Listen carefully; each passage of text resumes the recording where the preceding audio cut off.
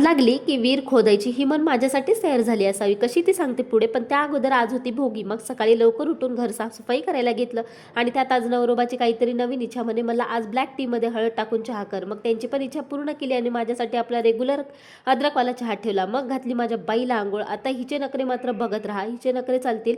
मग मी पण आंघोळ करून घेतली. आता मला एका ताईची अशी कमेंट आली होती की ताई तू रोज पूजा शेअर करत जा आणि पूजा करताना कपाळावरती गळ्यावरती कुमकुम लावत जा. असं तर म्हटलं आज ते करू, कारण आपल्याला बऱ्याचशा गोष्टी माहिती नसतात. धन्यवाद ताई सांगितल्याबद्दल. आता रोज पूजा करण्यात आणि देव घासून पूजा करण्यात काहीतरी वेगळीच प्रसन्नता असते बरं का. आता पूजा तर झाली, पण मला करायची होती तयारी नैवेद्याची. आज आमच्या इथे मिक्स भाजी आणि तीळ लावून भाकरी असते. आता या भाजीत भाजी कमी आणि शेंगदाणे जास्त, असो भाजी पण करून घेतली. एवढी भाजी पुरते कुठं, मग एक्स्ट्रा मेथीची पण करून घेतली. आता टाकायच्या होत्या भाकरी. खरं तर आज बाजरीची भाकर असते, पण माझ्याकडे पीठ नसल्या कारण मी ज्वारीचीच भाकर बनवली. देवाला नैवेद्य दाखवून घेतला आणि योगायोगाने जेवायला बसणार की हे पण आले. मग आम्ही दोघांनी मस्त जेवण करून घेतलं.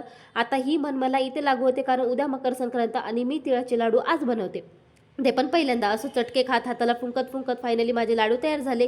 तुमचे कधी झाले ते कमेंटमध्ये सांगा. मग लगेच उद्यासाठी कोणताही तयार करून घेतला. आता एवढं सगळं करण्यात दिवस तर गेलाच आणि थकवा पण. मग मस्त चहा करून चिवट घेतला.